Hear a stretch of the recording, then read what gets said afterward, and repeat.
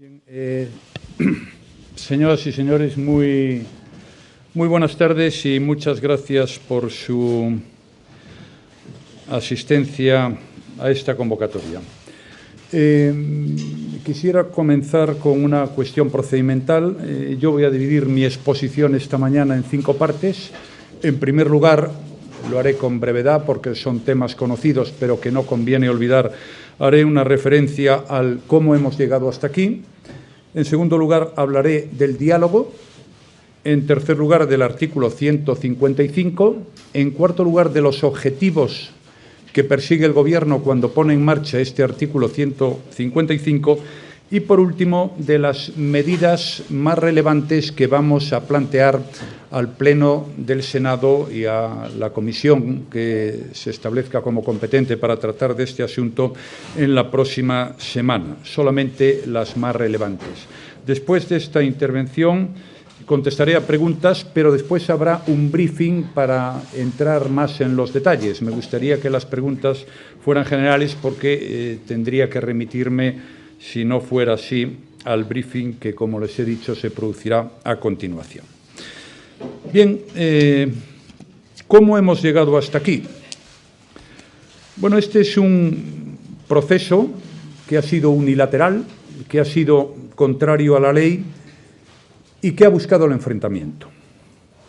Comenzó con el intento de obligar al Gobierno a aceptar un referéndum sobre la independencia de Cataluña, un referéndum que todo el mundo sabía que el Gobierno no podía aceptar.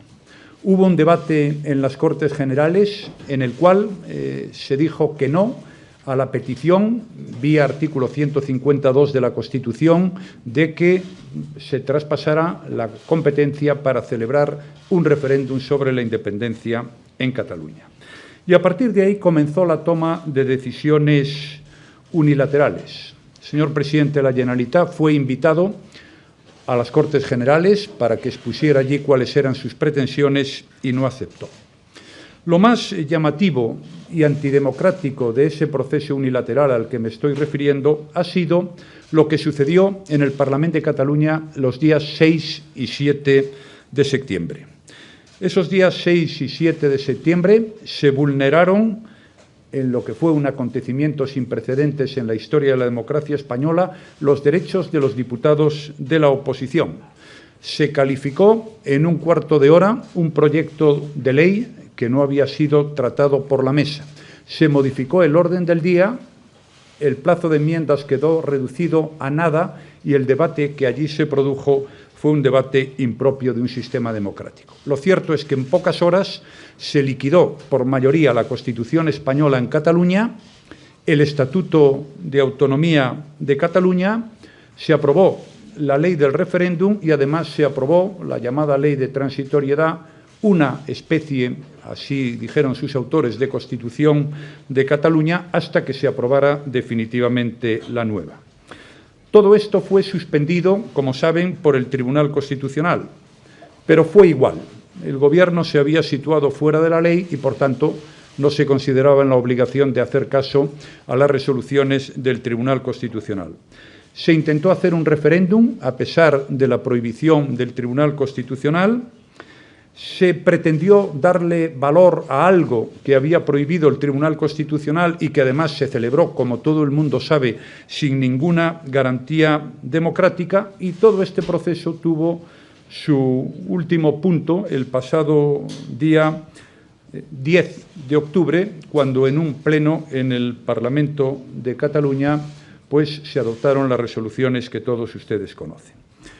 ¿Qué hizo el Gobierno en esta situación? El Gobierno, el día 11 de octubre, requirió a la Generalitat de Cataluña, a su presidente más concretamente, para que explicara algo que se puede explicar muy fácilmente, si habían o no declarado la independencia.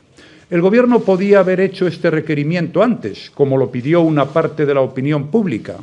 Podía haberlo hecho cuando se aprobó la ley del referéndum, cuando se liquidó la Constitución, podía haberlo hecho cuando se aprobó la ley de transitoriedad. Tuvo muchas oportunidades de hacerlo, pero preferimos actuar como creo que se debe hacer en estos casos, con prudencia, con responsabilidad, con sentido común e intentando que se produjera una rectificación que realmente no se produjo por decisión de quien podía tomarla, que es la propia Generalitat. No respondieron porque no quisieron en plazo y en tiempo. Yo tengo la impresión, después de haber visto cómo se han desarrollado los acontecimientos en las últimas fechas, que alguien puede pensar, sin temor a equivocarse, que diera la sensación de que algunos lo que querían era llegar a esta situación, es decir, a que se aplicara el artículo 155. No lo voy a afirmar categóricamente, no quiero hacer una crítica, pero tengo esa convicción, porque no se pueden hacer peor las cosas, incluso para los propios intereses de los que las hicieron, que como ha hecho a lo largo de estas últimas fechas la Generalitat de Cataluña. En segundo lugar, quiero referirme al diálogo, una palabra hermosa, que en esta ocasión se ha convertido en mágica. Tengo que decir que aquí nadie planteó por parte de la Generalitat nunca un diálogo. Lo que se ha planteado, he reiterado en algunas ocasiones, y creo que es bueno recordarlo ahora aquí, es una imposición. Pretendía imponérsele al Gobierno que hiciera algo que sabían que no iba a hacer y que además no podía hacer. Se le invitó al presidente de la Generalitat, al Parlamento, a que expusiera cuáles eran sus planteamientos y no quiso. Se le invitó a la conferencia de presidentes y no quiso. Se le invitó más tarde a hablar de un tema muy importante como era la financiación autonómica y no quiso. También se le invitó a que acudieran los representantes que estimaran oportuno y conveniente a los grupos de trabajo para hablar de la financiación autonómica y tampoco quiso. Lo único que se hizo fue liquidar la ley y poner en marcha, sin tener competencia alguna y saltándose la ley, una legalidad paralela. Ni siquiera el diálogo del que tanto se hablaba se practicó con casi la mitad de los diputados del Parlamento de Cataluña a los que no se le dejó intervenir en defensa de sus posiciones. El diálogo no es que los demás tengan que aceptar obligatoriamente tus exigencias. Eso no es diálogo, eso es imposición o un contrato de adhesión, si quieren ustedes llamarle así. El diálogo fuera de la ley y fuera de la norma es profundamente antidemocrático. Y desde luego no es diálogo pretender imponer a los gobernantes, en este caso al Gobierno de España, que se salten deliberadamente la ley. Por todo ello, y entro ya en el tercer punto, lo haré con brevedad, me extenderé más en el punto cuarto y en el quinto de mi intervención, el Gobierno ha tenido que aplicar el artículo 155 de la Constitución. No era ni nuestro deseo ni nuestra intención, no lo fue nunca. Y creo que esto lo sabe el conjunto de la opinión pública española. El artículo 55 es un artículo constitucional, pero es un artículo que solo se aplica en circunstancias excepcionales. De hecho, en España estuvo a punto de aplicarse en una ocasión bajo el Gobierno de González y al final no se hizo porque las cosas se recondujeron a la legalidad. En esta ocasión no fue posible y aplicamos el artículo 155 porque ningún gobierno, insisto, ningún gobierno de ningún país democrático puede aceptar que se ignore la ley, que se viole la ley, que se cambie la ley y que todo ello se haga pretendiendo imponer sus criterios a los demás. Esta es la razón por la que hemos puesto en marcha un artículo, como el que hay en otras muchas constituciones europeas, constitucional y votado por todos los españoles. Y paso ahora a explicar, en lo que es el cuarto punto de mi intervención, cuáles son los objetivos de esta decisión que hemos adoptado. Por último, me referiré a las medidas. Los objetivos son 4, fundamentalmente. El primero, volver a la legalidad. El segundo, recuperar la normalidad y la convivencia. que se ha deteriorado y, desgraciadamente, mucho en Cataluña. En tercer lugar, continuar con la recuperación económica.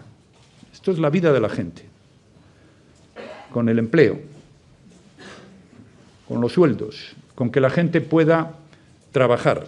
Recuperación económica que hoy en Cataluña está en peligro, en evidente peligro, por las decisiones caprichosas y unilaterales que se han adoptado. Y el cuarto gran objetivo es celebrar elecciones en situación de normalidad. Repito, 4 objetivos: recuperar la legalidad, volver a la normalidad y a la convivencia, continuar con la recuperación de la economía y celebrar elecciones. Volver a la legalidad es restituir la vigencia de la Constitución española y del Estatuto de Autonomía de Cataluña en Cataluña. Paso ahora a hacer una breve referencia de lo que significa la recuperación económica. Porque, sin duda, una de las grandes historias, uno de los temas en los que más se ha faltado a la verdad, era en los efectos beneficiosos que para los ciudadanos de Cataluña podía producir la independencia. Los últimos datos que conocemos son preocupantes. Se han trasladado sedes sociales y fiscales de empresas en un número que supera a los 1000 y, desde luego, la inmensa mayoría de las grandes empresas de toda Cataluña que dan trabajo a muchísimos ciudadanos de Cataluña. Se han desincentivado las inversiones, las de fuera y las de dentro. Se ha desmotivado el turismo, importantísimo, como saben ustedes, en el PIB catalán y uno de los factores de crecimiento más importantes.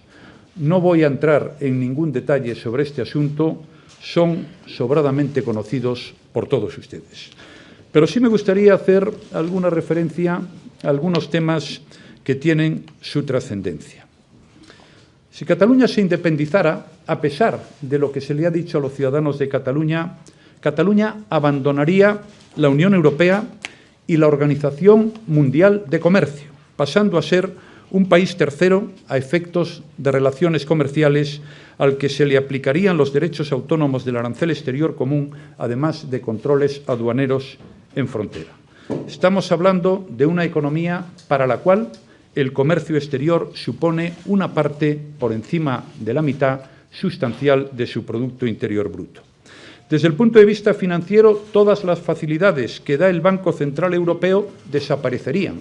Esa fue la razón por la cual no hay ninguna entidad financiera que se haya quedado en Cataluña y hayan tenido estas entidades financieras que trasladar su domicilio a otro lugar de España. Y lo hacen en defensa de sus propios intereses, de sus trabajadores, de los depositantes y de aquellas personas que tienen metidos sus ahorros en las entidades financieras. Habría un problema que ya ha empezado grave de contracción del crédito. Se produciría una inflación desproporcionada con los consiguientes efectos sobre el consumo y la inversión, y todo esto llevaría a un empobrecimiento de la economía de Cataluña de entre el 25 y el 30% del Producto Interior Bruto, resultando una coyuntura económica insostenible. Por eso, uno de los objetivos, uno de los 4 a que me he referido, es a que continúe el proceso de recuperación económica en el que España ya lleva instalado, por fortuna, en los últimos años.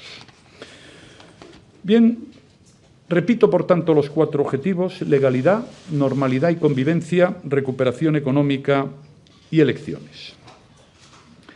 Precisamente, la primera medida, entro ya en la última parte de mi intervención, que va a adoptar el Gobierno, está íntimamente relacionado con este objetivo de que se celebren elecciones en Cataluña.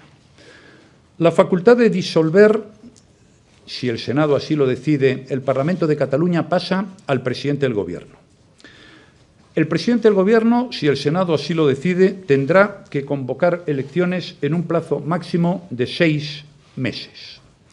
Sin embargo, mi voluntad, la mía, es hacerlo tan pronto como recuperemos la normalidad institucional, que sin duda alguna es uno de los objetivos de futuro. Y para ello sería importante que todos nos aplicáramos a recuperar esa normalidad institucional.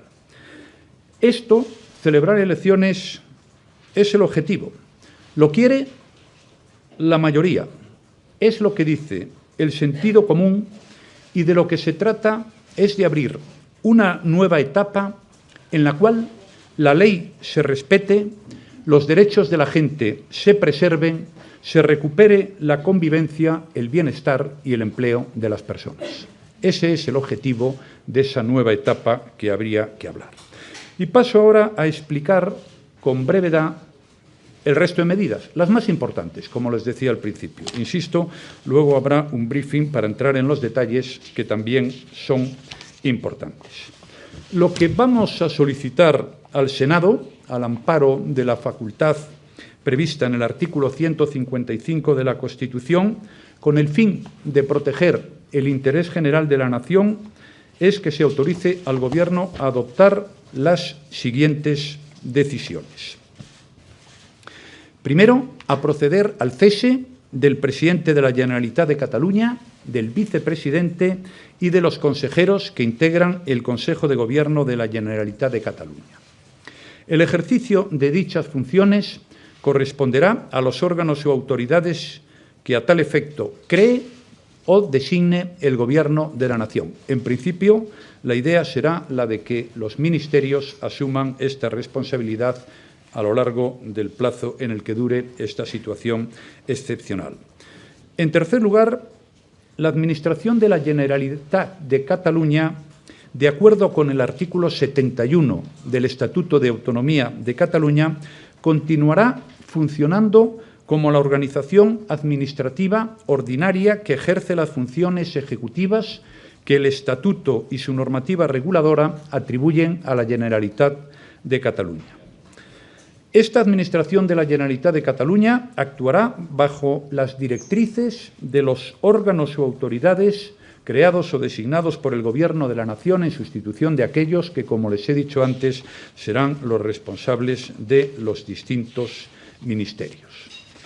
En segundo lugar, es la segunda medida importante a la que quería hacer referencia, el Parlamento de Cataluña ejercerá la función representativa que tiene encomendada, pero para garantizar que se haga con pleno respeto al Estatuto de Autonomía de Cataluña y a la Constitución, pues se proponen al Senado una serie de medidas, las más importantes de las cuales son las siguientes. El presidente del Parlamento de Cataluña no puede proponer candidato a la presidencia de la Generalitat, ni el Parlamento puede celebrar debate y votación de investidura. Las facultades de control corresponderán al órgano que a tal efecto designe el Senado. Y, por parte del Parlamento, no se podrán adoptar iniciativas contrarias a la Constitución española y al Estatuto de Autonomía de Cataluña, teniendo el Gobierno un plazo de 30 días para ejercer su derecho de veto. Bien, yo creo que estas son las medidas más importantes. Hay otras, hay más detalle que ustedes podrán conocer a continuación. Sí quiero llamar su atención sobre un asunto importante que creo debe quedar muy claro. No se suspende la autonomía ni el autogobierno de Cataluña. Se cesa a las personas que han puesto ese autogobierno fuera de la ley y de la Constitución y del Estatuto. No se acaba con el autogobierno, se le recupera para la legalidad y para la convivencia de todos los catalanes, no solo los independentistas. Y termino ya. Nuestra nación y nuestro Estado de Derecho son, como saben, abiertos, democráticos, respetuosos de la pluralidad y garantes de los derechos de las personas.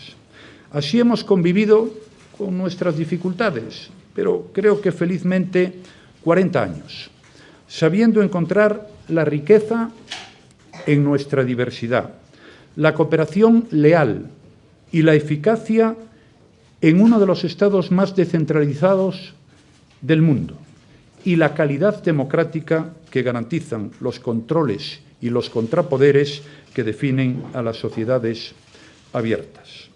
Esta es la España de hoy y la que queremos que siga siendo. Y yo les digo que lo vamos a conseguir todos juntos, actuando con serenidad y con firmeza democrática. A todos los españoles, y especialmente a los catalanes, quiero transmitirles un mensaje de tranquilidad. Soy plenamente consciente de que el momento es difícil, pero todos juntos lo vamos a superar como hemos superado acontecimientos muy complicados también a lo largo de nuestra historia, que, por cierto, ya dura unos cuantos siglos. Yo pido que no se vayan más empresas, ni se vayan más depósitos. Creo que podemos estar tranquilos porque esto se arreglará y sin más daño para nadie. Vamos a trabajar por la normalidad, por la concordia, por la buena convivencia, por la concordia entre todos. Y vamos a trabajar para que todos los catalanes, independientemente de lo que piensen y opinen, puedan volverse a sentirse unidos y partícipes de un proyecto compartido de futuro en Europa y en el mundo. Ese proyecto se llama, desde hace muchos siglos, España. Muchas gracias.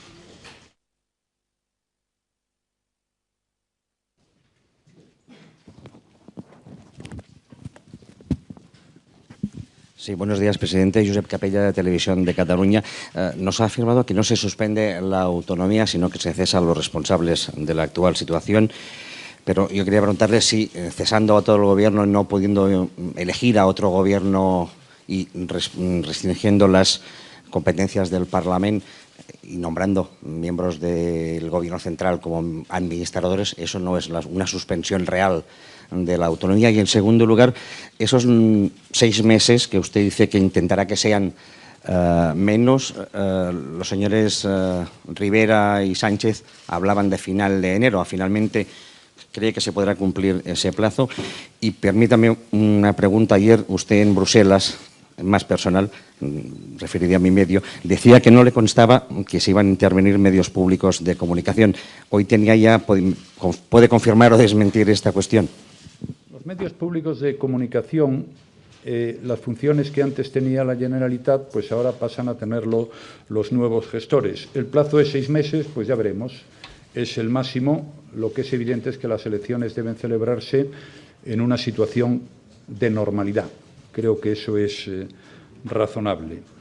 Y en cuanto a la primera pregunta, me ratifico en lo que he dicho. Es decir, el Parlamento ha tenido una responsabilidad muy importante en muchas de las decisiones que se han adoptado, y lo que queremos es lisa y llanamente que el Parlamento cumpla la Constitución española y cumpla el Estatuto de Autonomía de Cataluña, porque lisa y llanamente no están derogados, como ha dicho con mucha claridad el Tribunal Constitucional.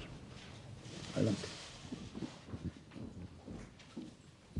Buenas tardes, presidente. Habida cuenta que tenemos una semana por delante hasta que se aprueben las medidas en el Senado y luego se tengan que publicar en el BOE para que entren en vigor, ¿habría algún resquicio para que el señor Puigdemont hasta ese momento tome alguna decisión que pueda evitar que se materialicen? Gracias. En este momento el Gobierno presentará en el Senado este documento, del que luego se les hará entrega si es que no se les ha hecho ya, y a partir de ahí todas las decisiones que hayan que adoptar sobre esta materia las tiene el Senado y no el Gobierno de España. Adelante. Gracias, presidente. Estefanía Molina. Quisiera saber si teme el Gobierno que el presidente Puigdemont y el resto de consellers no abandonen su cargo, y qué haría el Gobierno en ese caso. Y, en segundo lugar, si no teme que esta medida suponga un nuevo impacto en la sociedad catalana, más en la independentista, y se genere una nueva oleada de protestas. Gracias. Yo creo que el único temor que se puede tener en una situación como esta, que no es ciertamente fácil, es no cumplir con lo que es tu obligación. Es el único temor que se puede tener en este momento. Y como le he dicho antes, no hay país en el mundo que esté dispuesto a que se produzca en su seno una situación como esta. Figúrese usted que en Renania del Norte-Westfalia el presidente del LAN decide hacer lo que se ha hecho en Cataluña. Figúrese usted que esto ocurra en Alsacia. Figúrese usted que esto ocurra en cualquier país del mundo democrático y civilizado. Esto es inaceptable. Es decir, esto no es propio del mundo en que vivimos. Y, por tanto, el único temor que el presidente del Gobierno de España puede tener en este momento es no cumplir con su obligación. Los demás no han cumplido. Los demás han ignorado la ley. Para ellos no existe. La voluntad de la mayoría no ha existido. La Constitución española ha desaparecido. El Estatuto de Autonomía de Cataluña también. Yo, desde luego, tengo algunas obligaciones, las tengo claras, y una de ellas es cumplir la ley. Y he sido muy prudente. Y como les decía al principio, lo que me he encontrado enfrente no lo había visto en los ya muchos años que llevo en la vida política. Pero yo no elegí a mi interlocutor. A mi interlocutor lo eligieron otros. Y ellos tendrán también que explicar por qué lo hicieron. Adelante. Gracias, buenas tardes. José Miguel Blanco, de la agencia EFE. En relación con una pregunta anterior, si hasta que las medidas sean aprobadas por el Senado, el presidente de la Generalitat, por ejemplo, es él el que convoca unas elecciones, ¿las medidas se paralizarían? Gracias. El artículo 155 solo se puede paralizar si el Senado no lo aprueba. Quiero aprovechar también esta oportunidad para decir que estas medidas han sido acordadas con el Partido Socialista y con Ciudadanos, y que agradezco su apoyo, que no interpreto como un apoyo al Gobierno, que también, sino como un apoyo a la ley, al Estado de Derecho, a nuestra Constitución y a los valores en los que creemos y que nos han hecho grandes. A eso es a lo que han apoyado todos ellos. Señoras y señores, muchísimas gracias por su atención.